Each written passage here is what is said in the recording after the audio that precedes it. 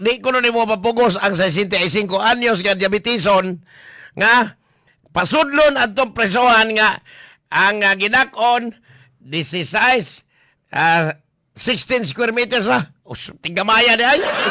Kaya doon ay 32 ka mga piniriso, matay mayroon wagi ka maapil di ani. Kagapon si Byron murag kahilakon gyud ni taon. Kay matod pa atong sang adlaw pa ko nakagawa sa ospital. Sabado nakapiyansa nako. Nakabuhi nako gikas pagkahimi. Pero matod pa nakapiyansa na kuno siya. Looyas okoy oy. Sabi na ko ni Byron og isog yung kahimi man di ay. Paita. Karon ni Byron murag ambot lang kung sige pagkanyor. Pagana rin mo kaso ay napay conviction nimo sa imong estapa. Estapador maganda ko, Jor, sa to. Dila nimo bayaran na naman dabtoy hukom sa husgado. Kagahapon sus gilara gid kinis Mike Defensor mo ni gadag usa gid gadas samot sa parte nako ang lawgaw nito hana. Kagahapon ni pahigayon sila og Senate Blue Ribbon Committee gawa sa Senado. Mao ba? Dini ang gibit-bit to 18 ka mga kani Marines nga giingon ni Rafi Toplok otros ang Polpol. Nga mga kargador kuno ning 18 ka mga ex-Marines pero doon na pagigidugang upat di ay matay. Kadaghan ba ni gihinganlan? Kunya matod pang Amy Marcos gawa pasod na apel na si kanhi Gobernador Chavez Singson nga Mordia Cebu karon nga wa sa pasudla kay kada na ang gibabagan ko no sa mga sakop sa DDS hasta at toyo matod pang Amy Marcos gaasag naong ni bayana matod pang Amy Marcos nga ang toyo nila ang kamatuuran na yun hasta libaga na apel na matod pa sa mga kani mga ex-Marines, kani bodyguard ng Saldico. Matod pa nga, apel ang hinganlag Arnold Clavio. Si Igan. Apel ko no. Si Arnold Clavio nga kada semana na ay malita. Ayati, haya. Kada semana na ay malita si Arnold Clavio. Kani. Si Montol po sigurado. Tanaw na ko mula noon hanggang ngayon magyapon ni mga tolpo. Di ba niyor mula noon hanggang ngayon naagyapon. Ang nilang katuhan kay naapil. Ako di sa kumoto aning naapil sa ron ko nito. Di ba ni politiko in taon? Kanira. Tangil ara gid aning kalakiha. Kinangil aran kinis Mike Defensor kung inyong nahibaw-an lang. Ako na ko nahibaw-an nga pipila ani ka kuan anik binuhatan ni Mike Defensor pastang pagkadirtihan nito hana.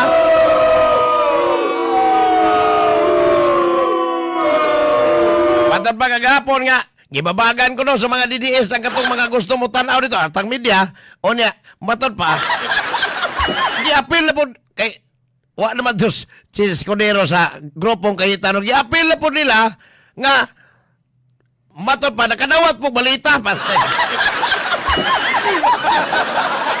Sa naman tao niya wag yun murag wala naman klaro ng himay Defensor ng taon pero karon ni ingon na Senador Sherwin Gatchalian nga manubag sila kay nganong nigamit sila sa Senado as Senate Blue Ribbon Committee kuno nga dili man sa Senador dili pa sa chairman sa Senate Blue Ribbon Committee dili chairman sa Laugaw Committee matod pa ni Sherwin Gatchalian malasa Montaon sa na ni sila yung tao.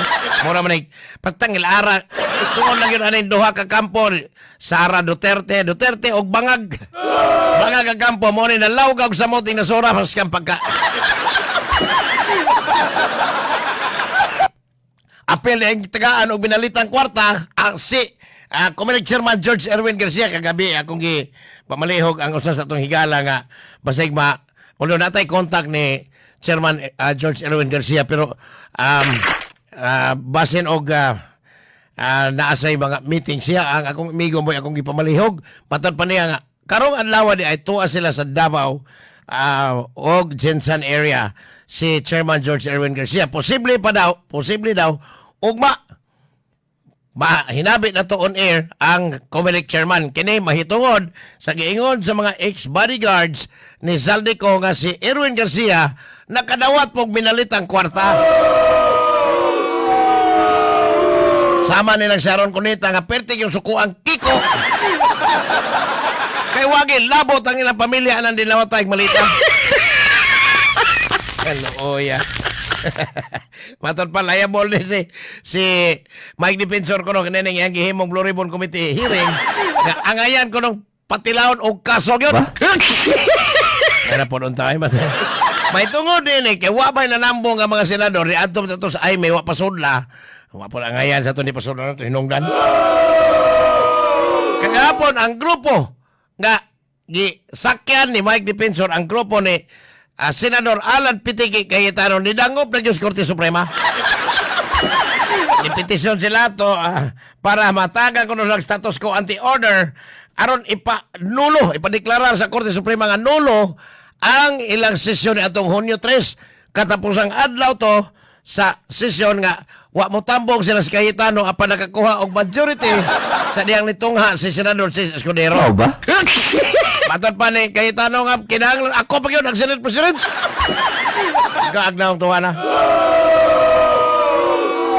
Ang wa mo apil sa petisyon sa grupo ni Cayetano silang Senador Joel Villanueva, silang Senador Mark Villar o Senador Bato.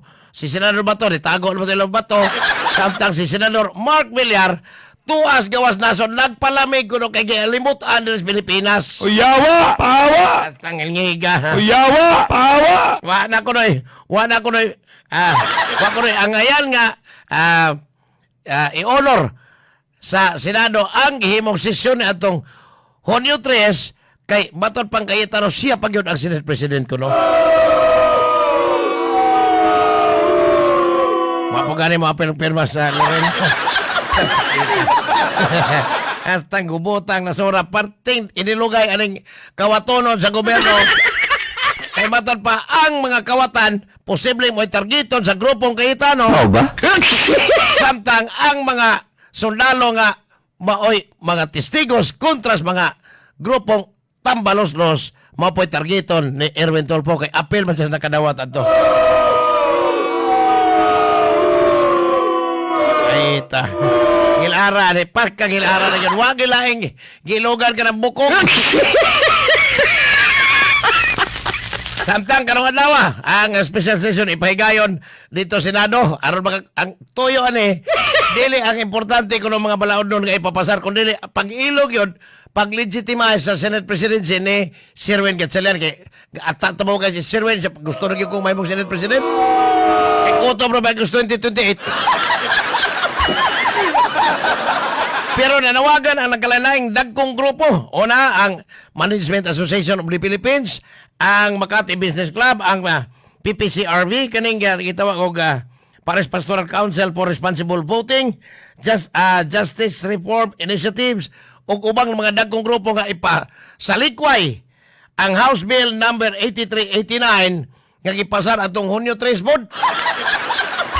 Aning buwan na kini kabahin sa anti-dynasty bill nga gipapasar ubos bay balauranan kay matod pa nagpadako lang inog samot sa political dynasty sa matag pamilya nga giingong pirting dagana gikan sa apuhan nga tos anak nga tos apo mugunit o katunglanan kay matod pa sila mo'y hari sa probinsya. Mga Garcia dai mga bitan hari-hari Byron. Karo mo na si Byron Garcia mo na Reyna. Yawa! Pawa! No ya. So kani ato ni isgutan. Yawa! Pawa! Unde de pa ilay. Si Tiri Ridon kagapon ay.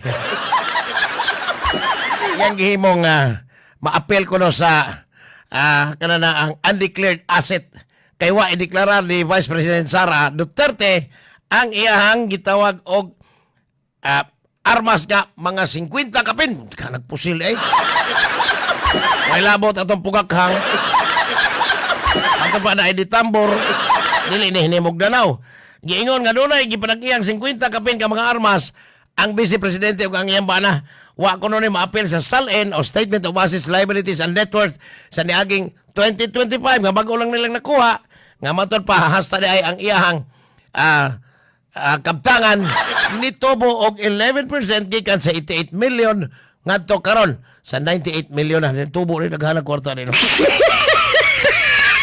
Hinoon si Terry Redon, ang kongresista sa Akot Bicol Tarok Party List. Why non mo ingon si Terry Redon nga ang maong mga armas pinalito gikan sa kwarta ni Mary Grace Piatos. Yawa! Pawa! Samtang ang kanay mo'y kinangilaran si Jinggoy, looy kayo kay Wa! Pawa! Gapon ang Sandigan Bayan, Second Division, ang chairman ini si Kuan, Justice Geraldine Faith Ikong, ni pagkanaog ng suspension order, batok ni Senador Jinggoy Estrada, karon iligid sa Senador. Isuspenso ang Senador Balik Dubita Diaz nga matod pa appeal na ini ubo sa Republic Act RA 3019 o kaning Anti-Graft and Corrupt Practices Act diin si Jinggoy nagatubang og kaso nini sa Second Division. Lain pong kaso ni Jinggoy dito sa 5th Division. Ang plunder mo hinungdan nga tuayin taon presuhan ron, classmate na po sila sa Bong Revilla. Ito pa nagsigil mo kay perting alimuuta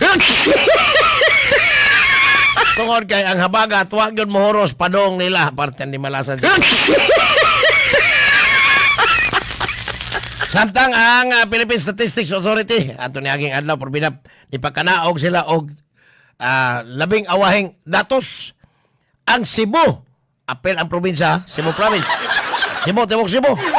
Maoy labing taas di ay og inflation rate ni antong buwan sa Mayo. Niabot ni og 13.6%. Kinatas ani. Matod pa sa tibuok nasod ang Cebu. Matod pa ni Provincial Administrator Ace Durano, Secretary Ace Durano nga tungod ni kay ang Cebu wa gyud tay igong pagkaon nga masupply sa atong kaugalingon kundi nagsaligta gikan sa mga supply gikan sa nakalain-laing nasod, gikan sa lain-laing probinsya, mo hinungdan nga nagkataas ang inflation basta Cebu ang hisgutan.